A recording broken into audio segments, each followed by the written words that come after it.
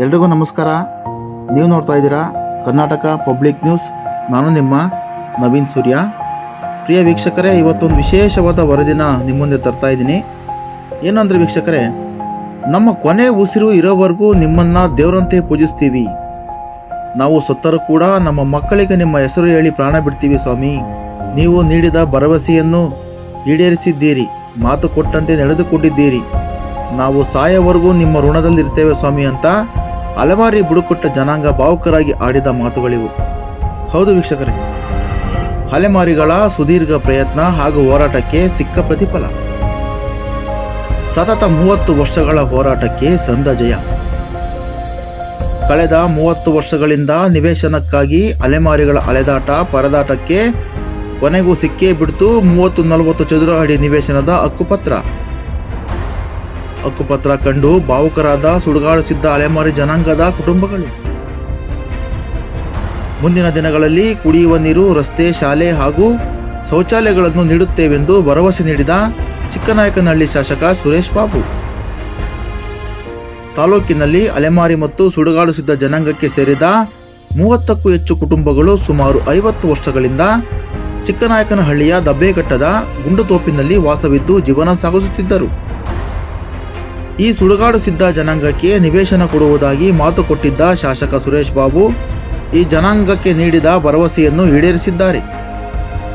ತಾಲೂಕು ಆಡಳಿತ ಮತ್ತು ಪುರಸಭೆ ವತಿಯಿಂದ ನಿವೇಶನವನ್ನು ಹಂಚಿಕೆಯ ಹಕ್ಕುಪತ್ರವನ್ನು ವಿತರಿಸಿ ಮಾತನಾಡಿದ ಶಾಸಕ ಸುರೇಶ್ ಬಾಬು, ಬಹಳ ವರ್ಷಗಳಿಂದ ಅಲೆಮಾರಿಗಳ ಜನಾಂಗ ಇಟ್ಟಿದ್ದ ಬೇಡಿಕೆಯನ್ನು ಇಂದು ನೆರವೇರಿಸಿದ್ದು, ಅಲೆಮಾರಿಗಳಿಗೆ ಒಂದೇ ಜಾಗದಲ್ಲಿ ಸ್ಥಿರವಾಗಿ ಉಳಿಯುವ ಕಾಯಕಲ್ಪ ನಮ್ಮಿಂದಾಗಿದೆ. ಮುಂದಿನ ದಿನಗಳಲ್ಲಿ ಸರ್ಕಾರದ ಪ್ರತಿಯೊಂದು ಸೌಲಭ್ಯಗಳು ಇವರಿಗೆ ದೊರಕಿಸಿಕೊಡುವ ಪ್ರಯತ್ನ ನಮ್ಮದಾಗಿರುತ್ತದೆ ಎಂದು ಹೇಳಿದರು. ಈ ಸಂದರ್ಭದಲ್ಲಿ ತಹಸೀಲ್ದಾರ್ ಪುರಂದರಕ್ಕೆ, ಪುರಸಭೆ ಅಧ್ಯಕ್ಷ ದಯಾನಂದ್, ರಾಜಶೇಖರ್, ಸಮಾಜ ಕಲ್ಯಾಣ ಇಲಾಖೆ ಅಧಿಕಾರಿಗಳು ಶ್ರೀಧರ್ ಹಾಗೂ ಪ್ರಮುಖರು ಹಾಜರಿದ್ದರು.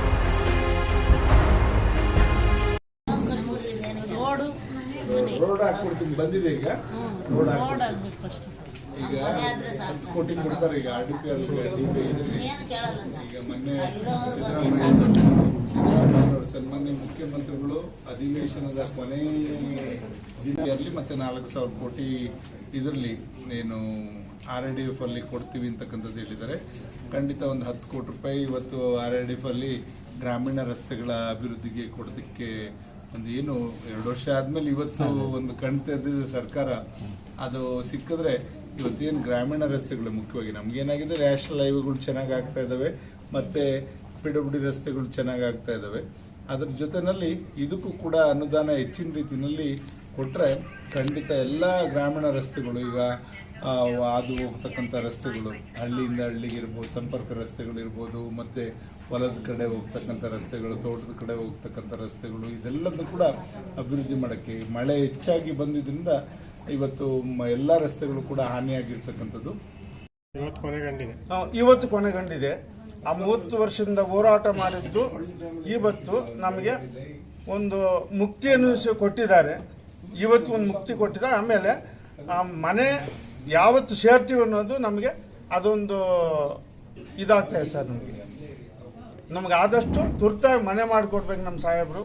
ಅವ್ರ ಹೆಸರು ನಾವು ಅಲೆಮಾರುಗಳು ಯಾವತ್ತೂ ಕೂಡ ನಮ್ಗೆ ಯಾರು ಅನ್ನ ಇಡ್ತಾರೋ, ಯಾರು ಮನೆ ಕೊಡ್ತಾರೋ, ನಮ್ಮ ಮಕ್ಕಳಿಗೂ ಮೊಮ್ಮಕ್ಕಳಿಗೂ 7 ಸಹಾಯ ಅಂತ ಅಲೆಮಾರುಗಳು ಸರ್. ನಾವು ಅದೇ ರೀತಿಯಾಗಿ ತಮ್ಮಲ್ಲಿ ನಾವು ಹೆಸರು ನಾವು ಅಲೆಮಾರುಗಳು ಯಾವತ್ತೂ ಕೂಡ ನಮ್ಗೆ ಯಾರು ಅನ್ನ ಇಡ್ತಾರೋ, ಯಾರು ಮನೆ ಕೊಡ್ತಾರೋ, ನಮ್ಮ ಮಕ್ಕಳಿಗೂ ಮೊಮ್ಮಕ್ಕಳಿಗೂ 7 ಸಹಾಯ ಅಂತ ಅಲೆಮಾರುಗಳು ಸರ್. ನಾವು ಹಿಂದೆ ಪುರಸಭೆ ವ್ಯಾಪ್ತಿಗೆ ಬರೋದ್ರಿಂದ 20-30 ಸೈಟ್ಗಳಿಗೆ ನಾವು ಹಕ್ಕುಪತ್ರವನ್ನು ಕೊಟ್ಟಿದ್ದೀವಿ. ತದನಂತರದಲ್ಲಿ ಮತ್ತೆ ಅದನ್ನು ಪರಿಶೀಲನೆ ಮಾಡಿ ಮುಖ್ಯಾಧಿಕಾರಿಗಳು ಪುರಸಭೆಯವರು ವರದಿ ಕೊಟ್ಟಿರೋ ಮೇಲೆಗೆ ಏನು ಸರ್ವೆ ನಂಬರ್ 122 ದಬ್ಬೆಘಟ್ಟ ಆ ಜಾಗ ಏನಿದೆ ಅದು ಪುರಸಭೆ ವ್ಯಾಪ್ತಿಗೆ ಬರೋದಿಲ್ಲ. ಅದು ಒಂದೇ ಬಾಗಿ ಗ್ರಾಮ ಪಂಚಾಯಿತಿ ವ್ಯಾಪ್ತಿಗೆ ಬರೋದ್ರಿಂದ ಕಾನೂನಿನ ಪ್ರಕಾರವಾಗಿ ಗ್ರಾಮಾಂತರ ಪ್ರದೇಶದಲ್ಲಿ 30-40 ಚದುರ ಅಡಿ ವಿಸ್ತೀರ್ಣಕ್ಕೆ ನಿವೇಶನವನ್ನು ನಾವು ಕೊಡಬೇಕಾಗುತ್ತೆ. ಈ ಹಿನ್ನೆಲೆಯಲ್ಲಿ ಮಾನ್ಯ ಜಿಲ್ಲಾಧಿಕಾರಿಗಳವರಿಗೆ ನಾವು ಪತ್ರ ಬರೆದು ಅವರಿಂದ ಅನುಮತಿ ತೆಗೆದುಕೊಂಡು ಈ ದಿನ ನಾವು ನಿವೇಶನ ಹಕ್ಕುಪತ್ರದಲ್ಲಿ, ಅಂದರೆ ಮೂಲ ನಿವೇಶನ ಹಕ್ಕುಪತ್ರದಲ್ಲಿ ಮೆಜರ್ಮೆಂಟ್ 20-30 ಇರುವಂಥದ್ದನ್ನು 30-40 ಅಂತ ಹೇಳಿ ಅದನ್ನು ತಿದ್ದುಪಡಿ ಮಾಡಿ ದೃಢೀಕರಣ ಮಾಡಿದ್ದೀವಿ. ಹಾಗೆಯೇ ಇದಕ್ಕೆ ಸಂಬಂಧ ಅಧಿಕೃತ ಜ್ಞಾಪನ ಪತ್ರವನ್ನು ನಾವು ಹೊರಡಿಸಿದ್ದೇವೆ. ಹೀಗೆ ಒಟ್ಟು 17 ನಿವೇಶನದಾರರಿಗೆ ಈ ರೀತಿಯಾದಂತಹ ಕ್ರಮವನ್ನು ಮಾಡಿ ಇವತ್ತು ನಮ್ಮ ಮಾನ್ಯ ಶಾಸಕರವರ ಕಡೆಯಿಂದ ಈ ತಿದ್ದುಪಡಿಯಾದಂಥ ಹಕ್ಕುಪತ್ರಗಳನ್ನು ಹಾಗೂ ಅಧಿಕೃತ ಜ್ಞಾಪನ ಪತ್ರವನ್ನು ಫಲಾನುಭವಿಗಳಿಗೆ ಕೊಡಿಸುವಂಥದ್ದನ್ನು ಈಗ ವಹಿಸ್ತಾ ಇದ್ದೀವಿ.